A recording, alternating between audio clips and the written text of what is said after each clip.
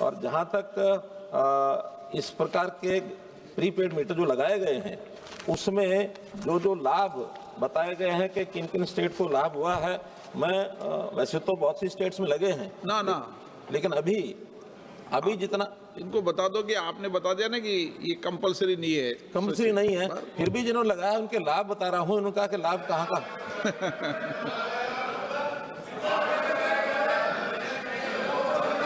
क्या क्या कह रहे हैं समझ नहीं आया। लगाना पड़ेगा, कह रहा हूँ जबरन लगा रहे, जबरन।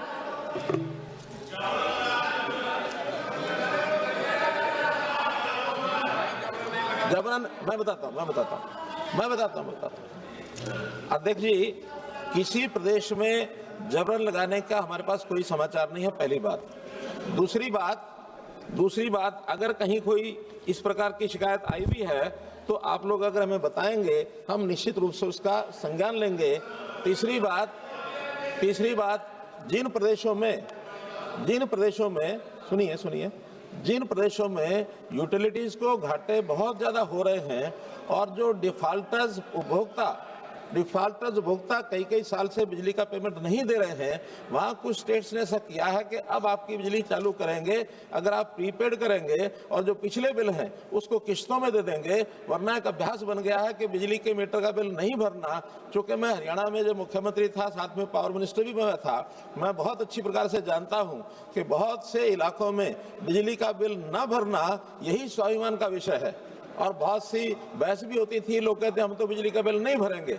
यहाँ तक मैं कहना पड़ता था मुझे कि अगर आप बिजली का बिल नहीं भरेंगे तो बिजली नहीं मिलेगी। और वही गांव आज हरियाणा में 6400 गाँव में से 6000 गाँव में 24 घंटे बिजली जाती है, कोई पेंडेंसी नहीं है, लाभ में आ गए हैं। हमारी कंपनियां जहाँ प्रीपेड हुआ है वहाँ कंपनियों के घाटे खत्म हो गए हैं और कंपनियां प्रॉफिट में आ गई हैं। आखिर तो हमारी जो कंपनियां हैं वो कमर्शियल कंपनीज हैं, वो कोई सेवा का काम नहीं करते हैं। जितना बिल देंगे, जितना बिजली सप्लाई करेंगे उतना पैसा उनको लेना है। और आज से 2017 में 7 लाख करोड़ रुपया ये घाटे में कंपनियां थी। उस समय उदय स्कीम के अंतर्गत वो स्टेट्स ने एक प्रकार से टेक ओवर किया और उसके बॉन्ड जारी किए। आज फिर से 2026 में लगभग 7 लाख करोड़ रुपया फिर कंपनियां में घाटे में आ गई हैं। आखिर ये घाटा कहीं कोई बिजली का बिल ना दे, उसका घाटा दूसरों को भरना पड़े या स्टेट को भरना पड़े, ये उचित व्यवस्था नहीं है। इसलिए बिजली के बिल लेने के लिए स्मार्ट मीटर, प्रीपेड मीटर, इसकी व्यवस्था की गई। अध्यक्ष जी, आपका जहां जहां ये स्मार्ट मीटर लगाए गए हैं और खासकर जिन इलाकों में निजीकरण हुआ है, जो बिजली का बिल है वो 4 गुना बढ़ गया है। और मेरे को तो ये समझ नहीं आता कि वो स्मार्ट मीटर में ऐसा कौन सा आपका का डबरा का कोई यंत्र लगा हुआ है कि 4 गुना बिजली का बिल बढ़ जाता है। और ये तजुर्बा एक जगह नहीं, जहां जहां निजीकरण हुआ है, जहां जहां स्मार्ट मीटर लगे हैं, हर जगह की फीडबैक यही है। मैं मंत्री जी से पूछना चाहता हूं, क्या आपके मंत्रालय ने कोई ऐसी स्टडी की है कि स्मार्ट मीटर लगाने से पहले लोगों को, उपभोक्ताओं का कितना बिल आ रहा था और स्मार्ट मीटर लगाने के बाद वो बिल कितना बढ़ गया है? ऐसा कोई आपने स्टडी किया है? अध्यक्ष महोदय, जैसा मैंने बताया कि बिजली के वितरण में जो अनियमितताएं थी वो स्टेट की अभूतपूर्व अनियमितताएं थी और ऊपर से लेके नीचे तक। अब इसमें मैं कोई बहुत बड़ा इस समय उसकी कोई इंक्वायरी या उस पर नहीं जा रहा बैकग्राउंड में, लेकिन उन चीज़ों को ठीक करना ये हमारा काम है। स्मार्ट मीटर के कारण से जो वहाँ गड़बड़ें होती थी उसे रुकने के कारण से पहली बार पिछले जब से बिजली का इतिहास कंपनियों का बना है, उससे पहले तो स्टेट्स के इलेक्ट्रिसिटी बोर्ड होते थे, वो स्टेट्स खुद अपना करती थी, लेकिन जब से कंपनियां बनी हैं ये पिछला साल पहली बार गया है जिसमें 2600 करोड़ रुपए का लाभ हुआ है सभी 49 कंपनियों को मिला करके, पहली बार।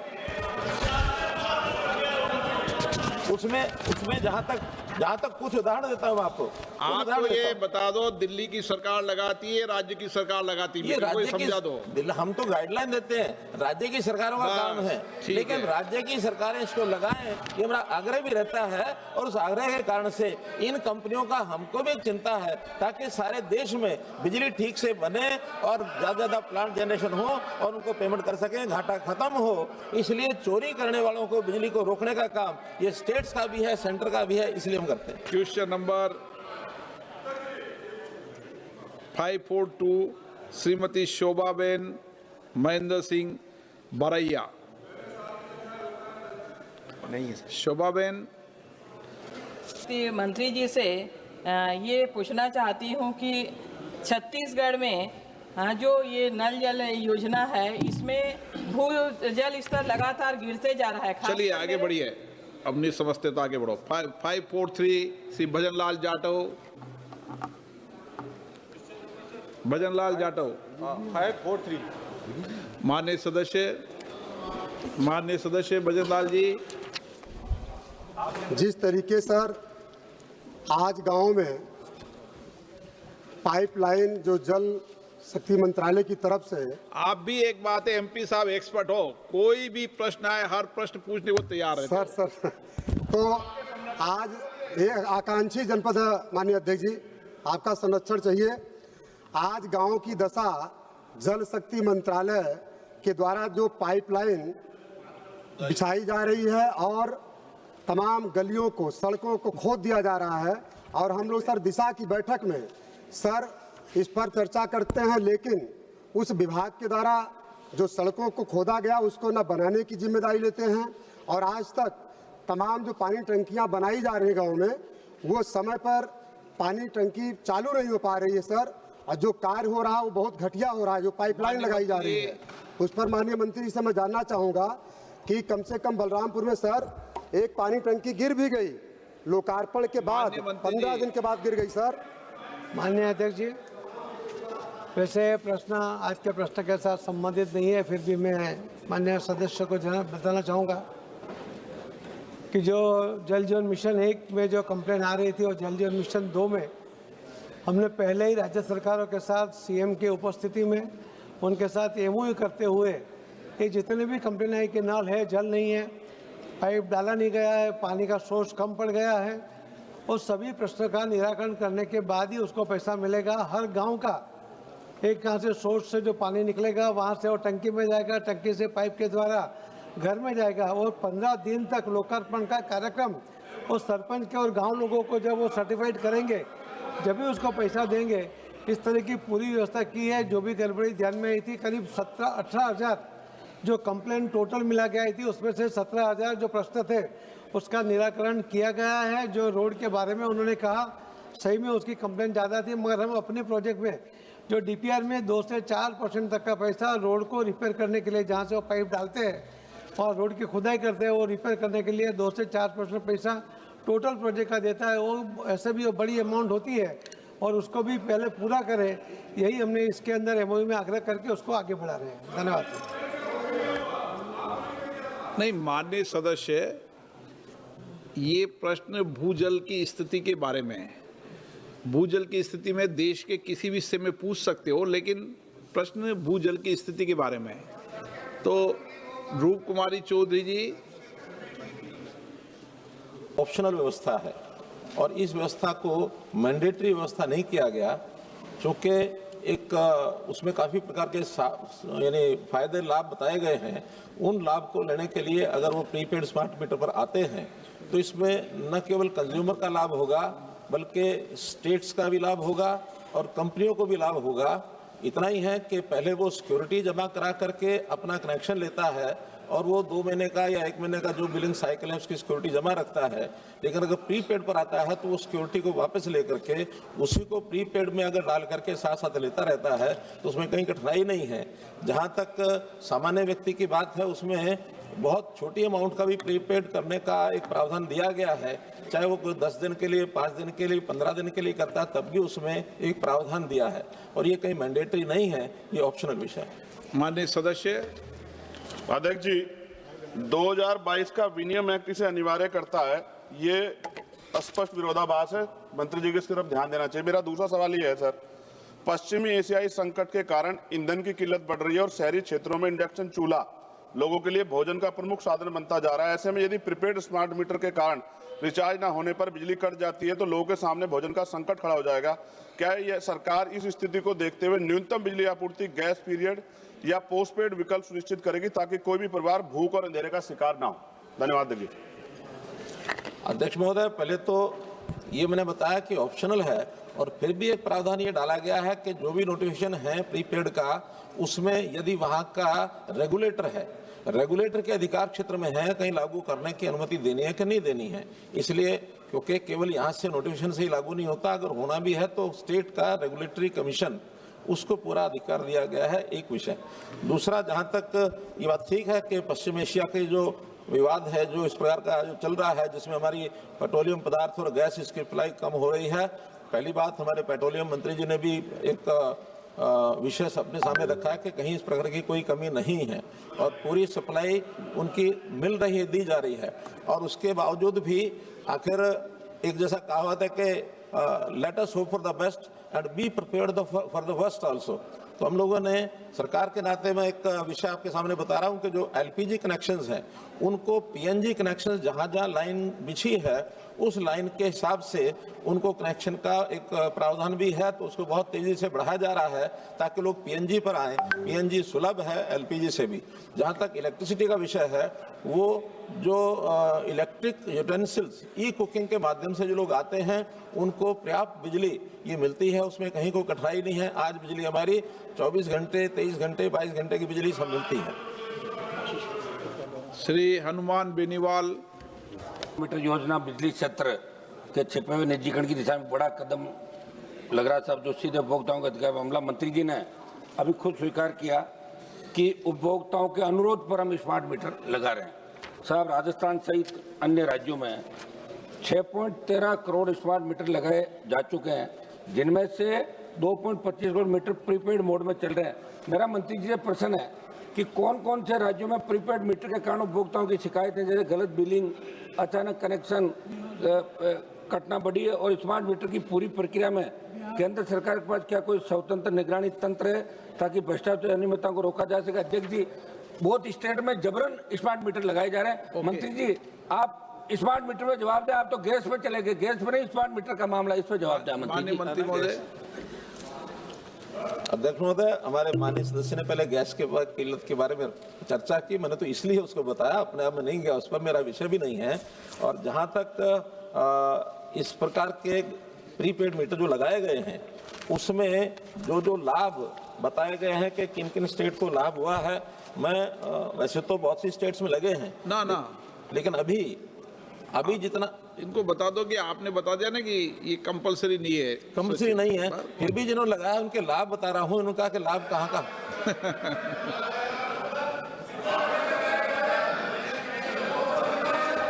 क्या कह रहे हैं समझ नहीं आया। लगाना पड़ेगा, कह रहा हूँ जबरन लगा रहे, जबरन।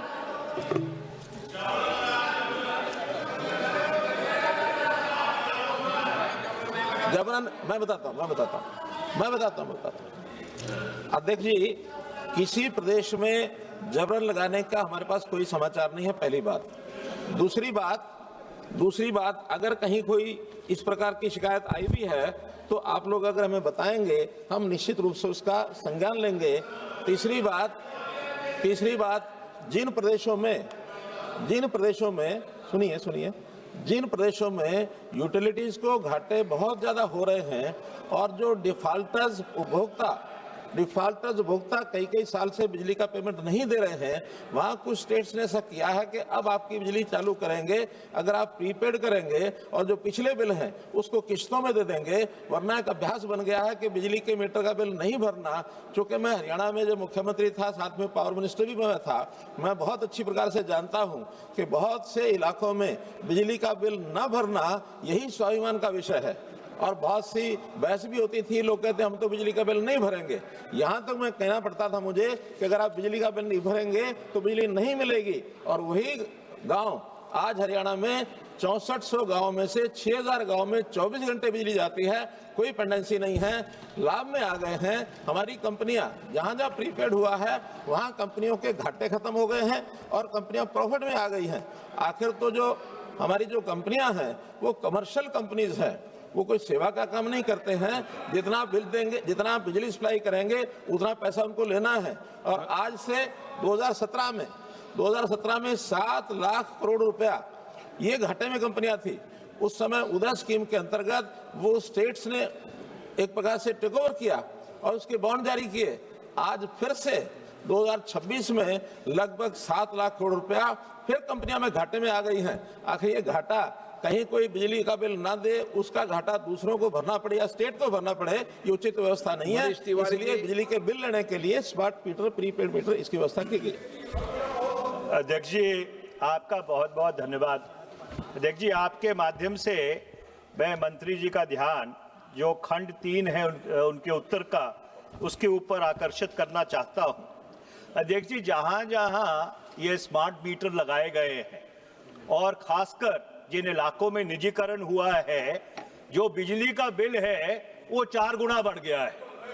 और मेरे को तो ये समझ नहीं आता कि वो स्मार्ट मीटर में ऐसा कौन सा आपका डबरा का कोई यंत्र लगा हुआ है कि 4 गुना बिजली का बिल बढ़ जाता है। और ये तजुर्बा एक जगह नहीं, जहां जहां निजीकरण हुआ है, जहां जहां स्मार्ट मीटर लगे हैं, हर जगह की फीडबैक यही है। मैं मंत्री जी से पूछना चाहता हूं, क्या आपके मंत्रालय ने कोई ऐसी स्टडी की है कि स्मार्ट मीटर लगाने से पहले लोगों को, उपभोक्ताओं का कितना बिल आ रहा था और स्मार्ट मीटर लगाने के बाद वो बिल कितना बढ़ गया है? ऐसा कोई आपने स्टडी किया है? अध्यक्ष महोदय, जैसा मैंने बताया कि बिजली के वितरण में जो अनियमितताएं थी वो स्टेट की अभूतपूर्व अनियमितताएं थी और ऊपर से लेके नीचे तक।